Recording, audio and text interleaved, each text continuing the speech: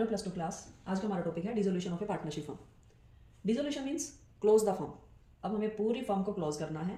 Means कोई agreement change नहीं हो रहा, कोई पार्टनर आ नहीं रहा, एडमिशन नहीं है, रिटायरमेंट नहीं है, डेथ नहीं है, कुछ नहीं है, चेंज द एग्रीमेंट नहीं है। अब पूरी फर्म क्लोज हो रही है। पूरी फर्म क्लोज हो रही है तो उस टाइम पे हमें सारे अपने आउटसाइडर लाइबिलिटी पे ऑफ करनी पड़ती है, एसिड्स रियलाइज करनी पड़ती है, मीन सेल करनी पड़ती है। देन उसके बाद अपने पूरे पूरे अकाउंट, जो भी हमारे अकाउंट हमने प्रिपेयर किया, हर एक को क्लोज करना पड़ता है। तो डिसोल्यूशन के टाइम पे हमारे सीक्वेंस में 4 अकाउंट तैयार होते हैं। फर्स्ट अकाउंट होता है realisation. Realisation account. Realisation means realised asset sale and liability pay off. Second any partner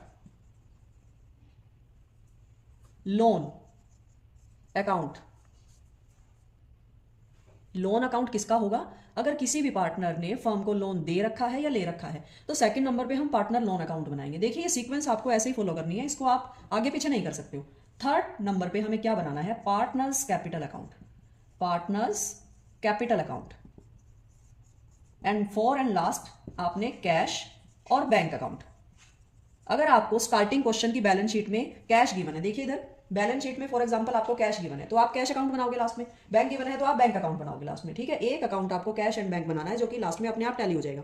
ठीक है, तो ये 4 अकाउंट आपको सीक्वेंस से बनाने हैं। तो चलिए क्वेश्चन स्टार्ट करते हैं।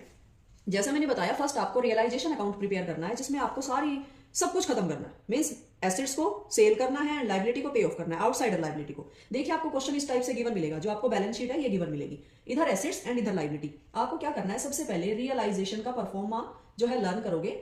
लर्न करने के बाद आपको कुछ बातें पता होनी चाहिए कि कैसे कैसे आपको ट्रांसफर करनी है चीजें।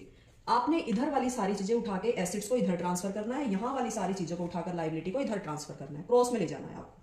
लेकिन किन बातों का ध्यान करना है? कैश एंड बैंक को ट्रांसफर नहीं करोगे, इधर से कैपिटल को ट्रांसफर नहीं करोगे। फिर आउटसाइडर अगर आपका कुछ भी है तो आपको सारी चीजें पहले ट्रांसफर कर दो। ये एक तरह से यूं हो गया जैसे मान लो कि आपको कोई चीजें सेल करनी है और आपने पूरे बिजनेस की सारी एसेट सब कुछ उठा उठू के एक कमरे में आपने उसको भर लिया है कि यहां से उठाएंगे और सेल करते जाएंगे। तो यूं सोच लो ये आपका वही रूम है जहां पर आपको सारी चीजें लाकर एक जगह भरनी है, इकट्ठी करनी है। तो चलिए इकट्ठी करते हैं। देखिए आपको सबसे पहले क्या ट्रांसफर करना है? ये सारी जितनी भी आपको कैश और बैंक को छोड़कर एसेट्स गिवन है ना, सारी एसेट्स को क्रॉस में यहां पर लाकर छोड़ दोगे। सारी एसेट्स जो लाके छोड़ोगे कौन कौन सी होंगी? जैसे मान लो कि आपका यहाँ पर डेटर है, डेटा लिख दोगे। स्टॉक है, स्टॉक जैसे है एज इट इज, आपको कुछ भी चेंज नहीं करना इसमें। फर्नीचर है, मशीनरी है, गुडविल है, सब कुछ यहां पर लाकर आपने इकट्ठा करके रख देना है। इधर से आप क्या करोगे? जो भी आउटसाइडर आपकी लाइबिलिटीज है उनको सारों को इधर लाकर आप रख दोगे। Creditors, bills payable, bills payable, outstanding expenses कोई भी अगर आपका इधर गिवन है, आउटसाइडर ही होता है वो, और बैंक लोन भी आउटसाइडर ही होता है, वो भी आपने इधर लिखना है। किसी पार्टनर की वाइफ, ब्रदर या कोई भी रिलेटिव्स का लोन है इधर, वो भी आउटसाइडर ही है, उसको भी आप यही ट्रांसफर करोगे।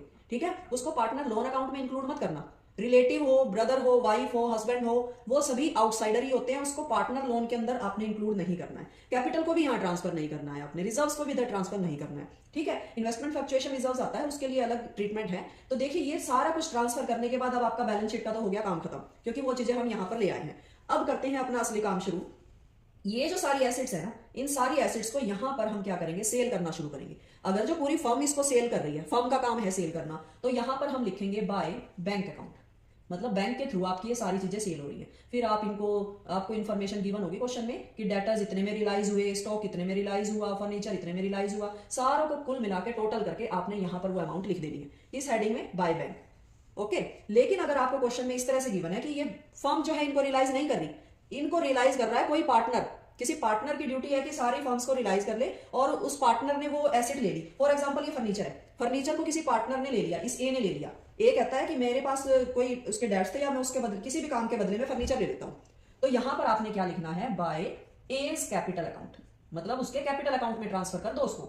ठीक है, तो पार्टनर के कैपिटल अकाउंट का नाम लिखेंगे जब पार्टनर कोई एसेट ले लेता है। यहां पर आपने एक बात नोटिस की, इन एसेट्स को यहीं पर ही क्रेडिट साइड में ही रियलाइज किया जाएगा। अगर फर्म पे कर देती है तो बाय बैंक लिखना है, कोई पार्टनर ले लेता है तो उसको पार्टनर के कैपिटल अकाउंट में ट्रांसफर कर देंगे। सेम टू सेम इनका भी यही हाल करना है लाइबिलिटीज का। यहां पर अगर वो लाइबिलिटी फर्म पे करती है तो यहां पर टू बैंक लिखना है, और यहां पर अगर कोई पार्टनर उसको पे कर देता है, मान लो ये बैंक लोन किसी पार्टनर ने बी ने पे कर दिया, तो यहां क्या लिखेंगे? B capital account, B capital account. अगर भी कोई भी लाइबिलिटी कोई पार्टनर पे कर देता है, ब्रैकेट में इस तरह से नाम लिख दीजिएगा, आपको आसानी हो जाएगी इस चीज से समझने में, ठीक है। तो कहने का मतलब लाइबिलिटी तो यहाँ पर पे ऑफ होंगी और एसेट जो है इधर रियलाइज होंगी आपकी। देन उसके बाद यहाँ पर एक टर्म और आती है रियलाइजेशन एक्सपेंसेस। रियलाइजेशन एक्सपेंसेस, ये क्या चीज है रियलाइजेशन एक्सपेंसेस? ये जो पूरा प्रोसीजर होता है ना सेल का और पूरा जो है लाइबिलिटी पे ऑफ करने का, वो पूरा जो है प्रोसीजर बहुत कॉम्प्लिकेटेड प्रोसीजर होता है। इस प्रोसीजर के लिए या तो बाहर से किसी को अपॉइंट कर लिया जाता है या किसी पार्टनर की ड्यूटी जो है साइन कर दी जाती है कि पार्टनर ए है बी है, इन्होंने ही ये रियलाइजेशन का काम संभालना है। तो इस चीज के लिए उसे कमीशन या एंड अदर रेमुनरेशन पे कर दिया जाता है। उसी रेमुनरेशन के से रिलेटेड ये खर्चा जो हो जाता है रियलाइजेशन एक्सपेंस, वो यहाँ पर हम डेबिट साइड में लिखते हैं, ठीक है। तो रियलाइजेशन एक्सपेंसेस की भी कई टर्म्स हैं जो हम एक और वीडियो बनाएंगे, उस वीडियो के अंदर आपको रियलाइजेशन एक्सपेंसेस से रिलेटेड टर्म्स को एक्सप्लेन करके बताऊंगी कि रियलाइजेशन एक्सपेंसेस को कौन कौन कब कब किस किस सिचुएशन में पे कर सकता है और उसको लिखेंगे कहाँ। ओके, अब आते हैं रियलाइजेशन अकाउंट का टोटल। हम इसका टोटल करेंगे, रियलाइजेशन एक्सपेंसेस का टोटल करेंगे। अगर आपकी बैलेंसिंग फिगर इधर आती है तो वो क्या होगा आपका, वो आपका पार्टनर्स कैपिटल अकाउंट में ट्रांसफर हो जाएगा। उसको बोलेंगे प्रॉफिट या गेन, प्रॉफिट या गेन ऑन रियलाइजेशन, ठीक है। ये बैलेंसिंग फिगर ही होगी आपकी। अगर इधर आ जाती है तो वो क्या होगा, लॉस ऑन रियलाइजेशन। जो भी हो, प्रॉफिट हो या लॉस हो, उसको जाना है कैपिटल अकाउंट के अंदर ही, पार्टनर्स कैपिटल अकाउंट में ही हम उसको ट्रांसफर कर देंगे, ठीक है। तो ये रियलाइजेशन आपका मेन परफॉर्मा है। आपको ये वाला क्वेश्चन 3 या 4 नंबर में आपको जरूर क्वेश्चन देखने को मिलेगा फाइनल एग्जाम में। एंड पूरा क्वेश्चन जो होता है वो भी आपका पूरा ऐसे टाइप पूरा बड़ा क्वेश्चन आ सकता है, जिसमें आपको रियलाइजेशन के बाद partners loan account, capital account and cash and bank balance बनाना पड़ेगा। तो इसमें सिर्फ रियलाइजेशन अकाउंट का ही थोड़ा सा काम है और ज्यादा काम नहीं है इस चैप्टर के अंदर। तो डिसोल्यूशन का एक आध क्वेश्चन सॉल्व करके देखना। Okay, thank you.